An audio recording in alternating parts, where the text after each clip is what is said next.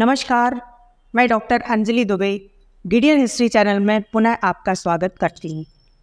हमारा आज का टॉपिक है बंगाल में द्वैत शासन व्यवस्था, जो 1765 से लेकर के 72 ईस्वी तक चली। इसके पहले की वीडियो में हमने देखा कि बंगाल में किस तरह अंग्रेजों ने अपना प्रभुत्व स्थापित किया, किस तरह उन्होंने सिराजुद्दौला को गद्दी से हटाया और मीर जाफ़र को गद्दी पर बिठाया। फिर किस तरह उन्होंने मीर जाफ़र को हटाकर मीर कासिम को गद्दी पर बिठाया और बक्सर के युद्ध के बाद फिर मीर कासिम को हटाकर पुनः मीर जाफ़र को गद्दी पर बिठाया और इस तरह से बंगाल में अपना प्रभुत्व, अपना आधिपत्य स्थापित कर लिया। बंगाल में अपना प्रभुत्व स्थापित हो जाने के बाद इन्होंने बंगाल में द्वैत शासन प्रणाली की शुरुआत करी, जो 1765 से 72 ईस्वी तक चली। बंगाल में द्वैत शासन को समझने के लिए मुगल काल से चली आ रही दीवानी और निजामत को समझना सबसे पहले आवश्यक है।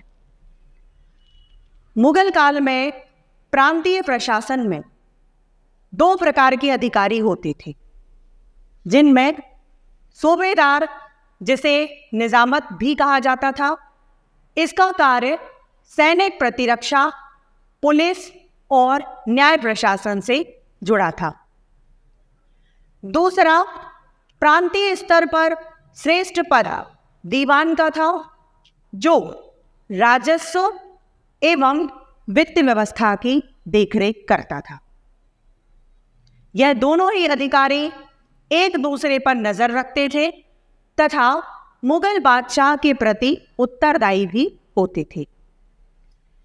इलाहाबाद की संधि के बाद, जैसा कि हमने दोनों युद्धों में देखा, प्लासी और बक्सर, तो इलाहाबाद की जो संधि हुई थी उसके बाद अंग्रेजों को 26 लाख वार्षिक देने के बदले दीवानी का अधिकार मिल गया था तथा 53 लाख बंगाल के नवाब को देने पर निजामत का अधिकार भी प्राप्त हो गया।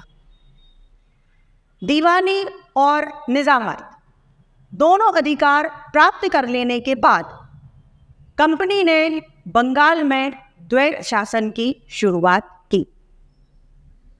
द्वैत शासन का जनक लियो कार्टिस को माना जाता है। दीवानी और निजामत दोनों अधिकार प्राप्त कर लेने के बाद कंपनी ने द्वैत शासन की जो शुरुआत की, उसमें रजा खां को बंगाल का तथा शिताब को बिहार का दीवान बनाया गया। प्रशासन के अंतर्गत कंपनी दीवानी और निजामत के कार्यों का निष्पादन जो था वह भारतीयों के माध्यम से करती थी, लेकिन वास्तविक शक्ति कंपनी के पास ही होती थी। इसका प्रचलन बंगाल में 1772 ईस्वी तक रहा। द्वैत शासन के परिणाम स्वरूप समूचे बंगाल में अराजकता, अव्यवस्था, भ्रष्टाचार का माहौल बन गया था। व्यापार और वाणिज्य का पतन हो चुका था। व्यापारियों की स्थिति पर अगर हम ध्यान दें तो वह एक तरह से भिखारियों जैसी हो गई थी। समृद्ध और विकसित उद्योग, विशेषतः रेशम और कपड़ा उद्योग जो थे भारत के, वह नष्ट हो गए थे और किसान भयानक गरीबी के शिकार हो गए थे। द्वैत शासन व्यवस्था से तात्पर्य है कि उत्तरदायित्व भारतीयों को सौंपा गया था और समस्त अधिकार अंग्रेजों के हाथ में आ चुके थे। द्वैत शासन प्रणाली के जो लाभ हैं वह अंग्रेजों को प्राप्त हुए। हम बात करेंगे द्वैत शासन प्रणाली से क्या क्या लाभ थे। सबसे पहला लाभ था शासन की प्रत्यक्ष जिम्मेदारी न होना। द्वैत शासन के माध्यम से अंग्रेजों को यह प्रमुख लाभ मिला, जिसमें शासन के प्रति उनका कोई उत्तरदायित्व नहीं था प्रत्यक्ष रूप से उनकी कोई जिम्मेवारी नहीं बनती थी। जनता को अगर कोई कष्ट होता था, कोई परेशानी होती थी, तो वह राजा से संपर्क करता था, नवाब से संपर्क करता था, और जबकि सारा काम अंग्रेजों ने अपने हाथ में ले रखा था। दूसरा जो लाभ मिला वह है कंपनी का व्यापारिक स्वरूप। कंपनी के व्यापारिक स्वरूप की अगर हम बात करें तो यह और ज़्यादा सुदृढ़ हो गया था, क्योंकि अभी तक अंग्रेजों को नवाब से व्यापार के लिए परमिशन लेनी पड़ती थी, जिसकी अब इन्हें कोई आवश्यकता नहीं थी, क्योंकि एक तरह से अप्रत्यक्ष रूप से संपूर्ण शासन सत्ता अंग्रेजों के हाथ में आ चुकी थी।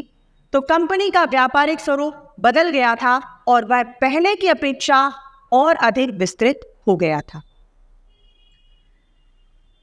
अंग्रेजों को एक और बहुत अच्छा लाभ प्राप्त हुआ, वह था विरोधियों को शांत करने की व्यवस्था। अगर अंग्रेज किसी भारतीय को नवाब के पद में ना बिठाकर स्वयं या किसी अंग्रेज को बिठाते, तो हो सकता है भारत में उनके बहुत से विरोधी उस समय खड़े हो जाते। लेकिन द्वैत शासन व्यवस्था के माध्यम से उत्तरदायित्व भारतीय नवाब पर रहता था और संपूर्ण अधिकार अंग्रेजों के पास होते थे, और इसके अलावा जो विरोधी थे वह उनसे कुछ कह भी नहीं पाते थे, क्योंकि स्पष्ट रूप से कुछ भी उजागर नहीं था। तो यह भी इनको बहुत बड़ा लाभ प्राप्त हुआ, विरोधियों को शांत करने की व्यवस्था। अगला जो लाभ था वह था मराठा शक्ति के संघर्ष से बचने का उपाय। बंगाल में अंग्रेजों ने द्वैत शासन व्यवस्था शायद इसीलिए लागू की क्योंकि उनको कहीं ना कहीं मराठा प्रभुत्व दिख रहा था। मराठे संख्या में ज़्यादा थे और वह भारत में उत्तर से लेकर नीचे दक्षिण तक फैले हुए थे। तो कहीं ना कहीं अंग्रेजों को इस बात का भी डर था कि अगर हम प्रत्यक्ष रूप से बंगाल में संपूर्ण शासन की जिम्मेवारी अपने हाथों में ले लेते हैं, तो ऐसा ना हो कि मराठाओं से हमें मराठा एकजुट हो जाए और उनसे हमें संघर्ष करना पड़े। तो मराठा शक्ति से बचने का, उनके संघर्ष से बचने का एक उपाय था द्वैत शासन प्रणाली, जो इन्होंने बंगाल में लागू की।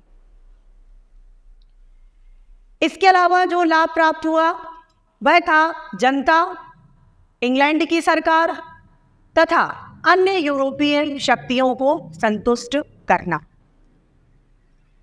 अगर प्रत्यक्ष रूप से बंगाल में लाभ लिया जाता तो निश्चित तौर पर जनता इनकी विरोधी हो जाती, इंग्लैंड की सरकार इनकी विरोधी हो जाती और अन्य यूरोपीय शक्तियां भी इन पर प्रश्न चिन्ह लगा देती कि आप किस अधिकार से बंगाल पर बैठे हैं। तो इन सब चीज़ों से बचने के लिए उन्होंने बंगाल में द्वैत शासन प्रणाली जो है वो लागू की, जिसमें अप्रत्यक्ष रूप से संपूर्ण शासन सत्ता अंग्रेजों के हाथों में आ गई। इस प्रणाली से जहां कंपनी को अत्यधिक लाभ प्राप्त हुआ, वहीं बंगाल, बिहार, उड़ीसा के लिए यह बहुत घातक सिद्ध हुई। किसानों के साथ बहुत अन्याय हुआ, जनता के साथ भी बहुत ज़्यादा अन्याय हुआ, उद्योग धंधे, कृषि चौपट हो गए। तो अब हम बात करेंगे द्वैत शासन प्रणाली के क्या दोष हमारे सामने आते हैं। द्वैत शासन प्रणाली के दोषों पर चर्चा करते हुए पहला जो पॉइंट आता है वह है बंगाल, बिहार तथा उड़ीसा के लिए घातक, क्योंकि द्वैत शासन प्रणाली, दोहरा शासन बंगाल, बिहार, उड़ीसा से लगाया गया था, जिसमें उत्तरदायित्व नवाब के पास था, जिसके हाथ में कुछ भी नहीं था, और संपूर्ण सत्ता अंग्रेजों के हाथ में थी, जिनको डायरेक्टली जवाब जनता को नहीं देना होता था। तो कहीं ना कहीं बंगाल, बिहार और उड़ीसा के लिए यह बहुत घातक सिद्ध हुई।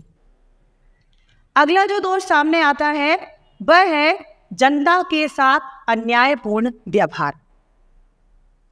द्वैत शासन प्रणाली के माध्यम से जनता के साथ जो व्यवहार किया गया वह पूर्णतया अन्यायपूर्ण था, क्योंकि जो व्यक्ति उत्तरदायी था या जिसका उत्तरदायित्व बनता था जनता के सामने वह था नवाब, और नवाब के हाथ में धन शक्ति यह कुछ भी नहीं था और नवाब चाहकर भी जनता की मदद नहीं कर सकता था।